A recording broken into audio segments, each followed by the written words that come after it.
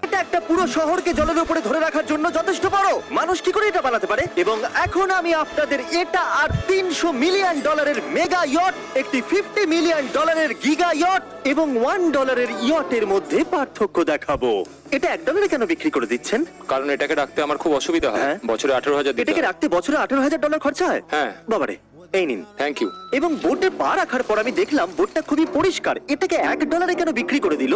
ওকে, এবার আমরা বোটটাকে জলে নামিয়েছি। আমার মনে হয় এখানটা একটু পরিষ্কার করতে হবে। এখানে জল থাকা তো উচিত নয়। এই বোটটা তো $1 যোগ্য নয়। আরে আমরা তো ডুবে যাচ্ছি। ওহো, আমরা এখানে ওঠার পর দেখলাম বোটটা লিটারালি ডুবেই যাচ্ছে।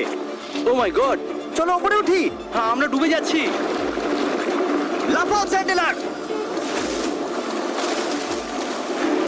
ভাই আমার, আমি ওটার জন্য $1 দিয়েছিলাম। এটা ছিল $1 ইয়ট।